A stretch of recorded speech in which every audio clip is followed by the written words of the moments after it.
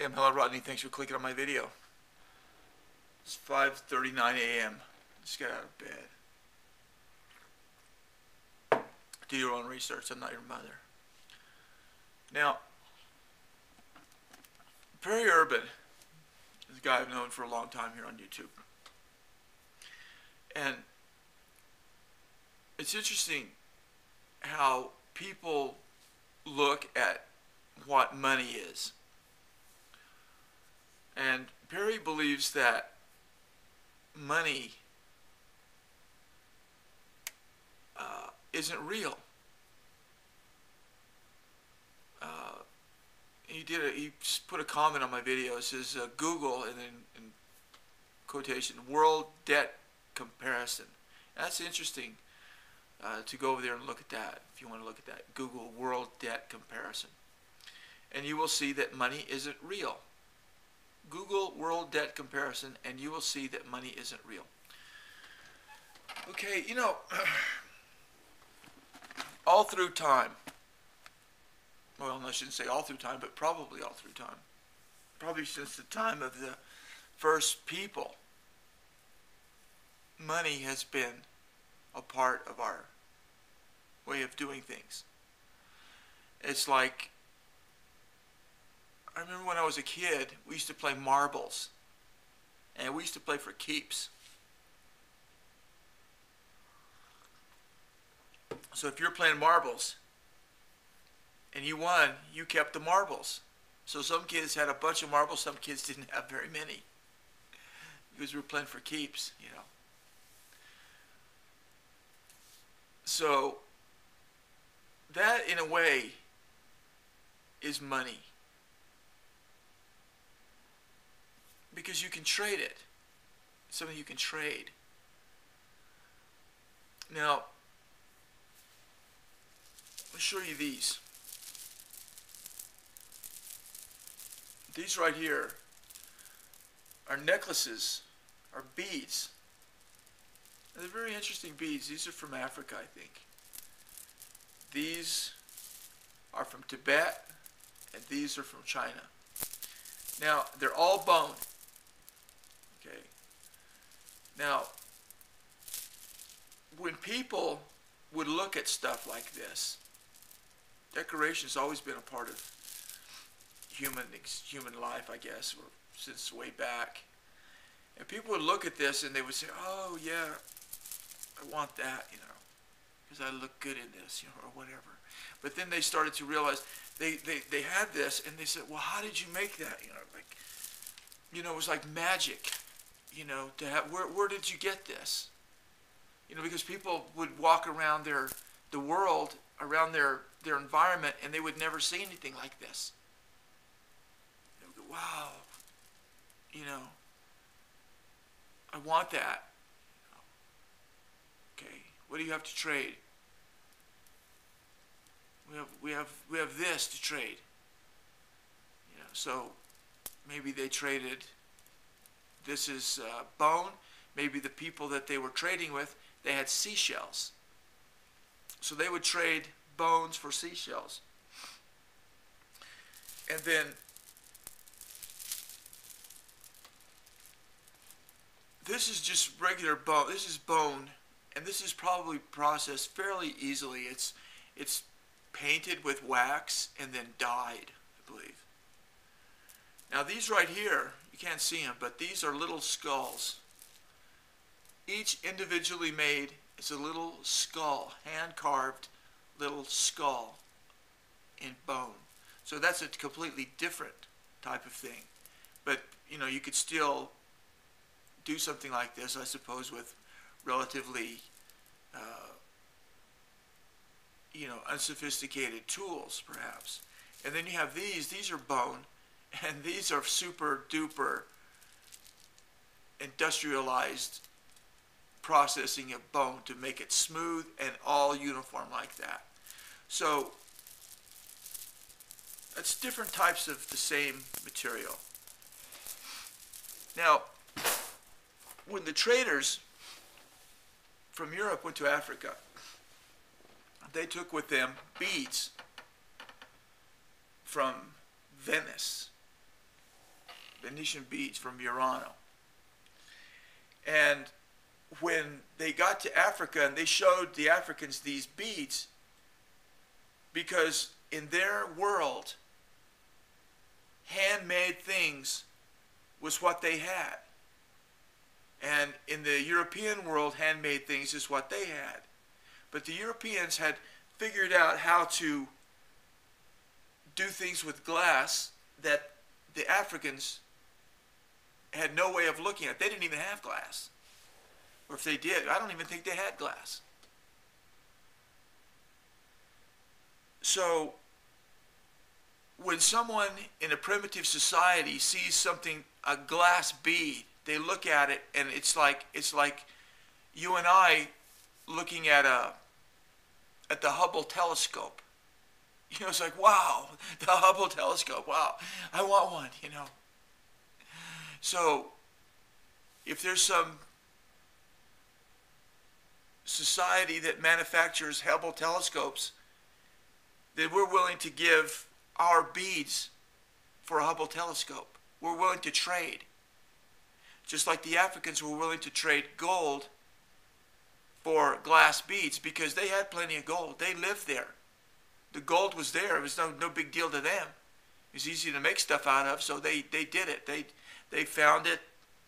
They pounded it. They did whatever they want. Or they had it in nugget form, whatever they had. So when these Europeans came with these beads that they'd never seen before, they were more than willing to trade gold for these beads because they had never seen anything like this. It was so it was like showing the Pharaoh in Egypt, you know, a Pac-Man, you know, a Pac-Man game. Wow, yeah, man, I'll take one of those, you know. Oh yeah, man, I'll give you 40,000 cows for one of those. Because they'd never seen anything like that. It was like magic. And so that was money. Even though, you know, so that was money. So what happened is that eventually it got to the point where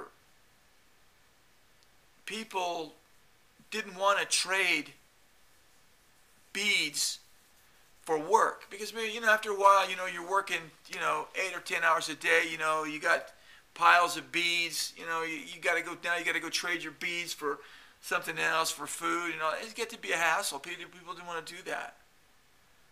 So that's when coins came in.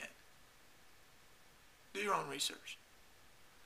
So coins had a specific value. Now before coins, I think was weighted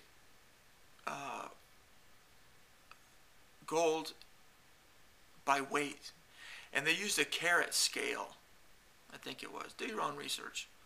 And a carat is, I forget this stuff. I think it's, I don't know, 20 carat. I can't remember. You know, that's way back in the old days when I was doing this kind of stuff. Like when I was in my 20s. But I think carats is a weight of measure. And I believe it came from a plant that had these uniform seeds that were the same uniform, same size, same weight. And they would take these seeds and put these seeds on a scale, and then they would weigh the gold again, and how many carats this gold was. That was the I think that's what it was. It was a weight. It was done by weight. So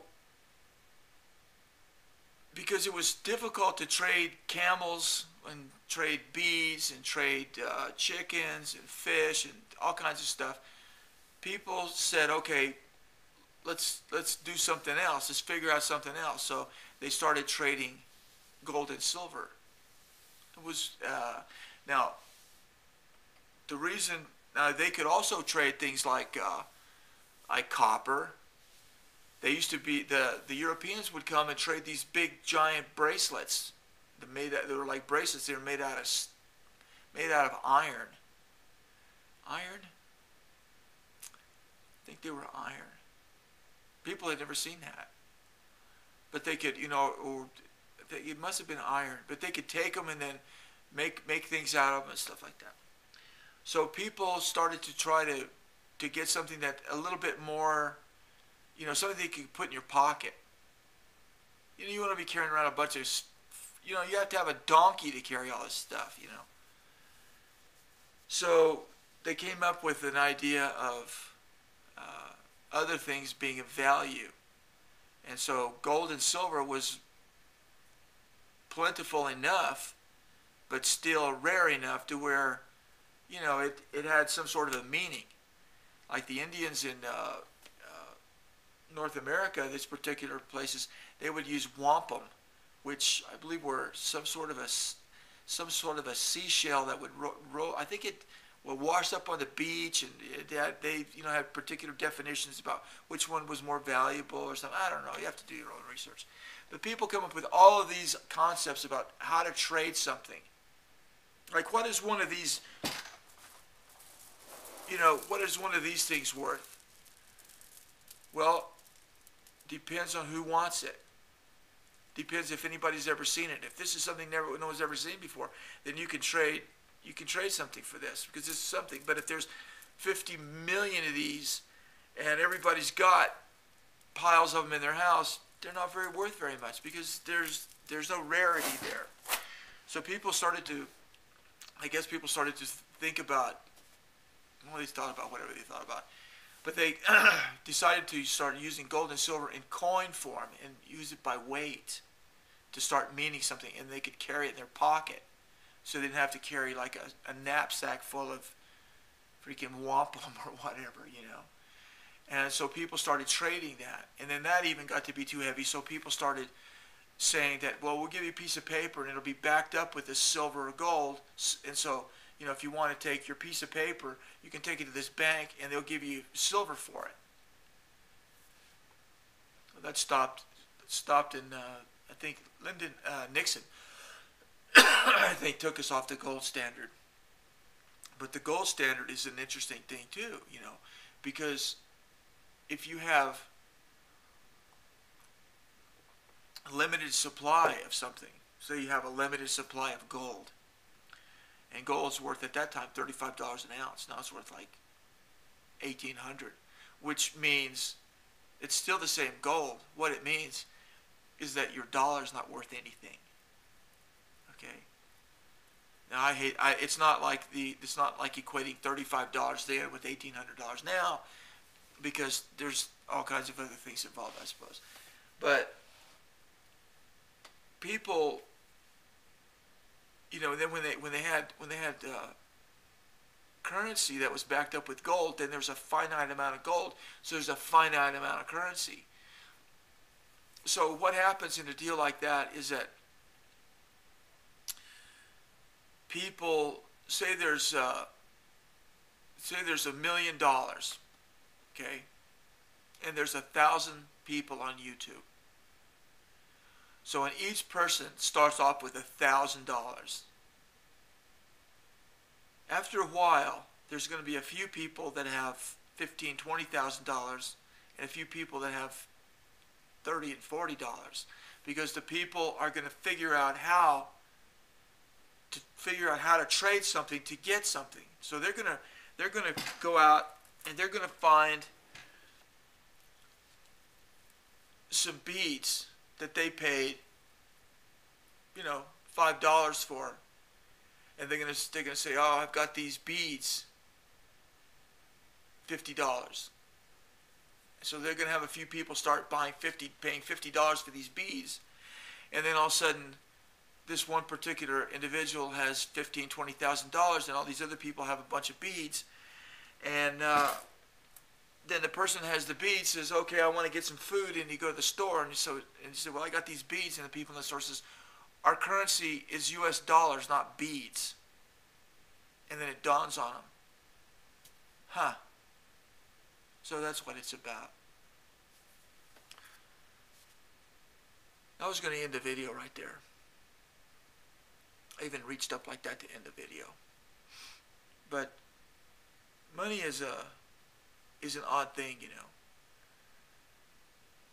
It's real in the sense that if you don't have it, you don't eat. It's It's real in the sense that if you don't have it, you don't have a place to live. It's real in the sense that if you don't have it, you can't get a cup of coffee. So even if money is not real in some sort of philosophical manner, as a practical manner, it's very real. I'm hellorodney. Thanks for watching, and bye-bye.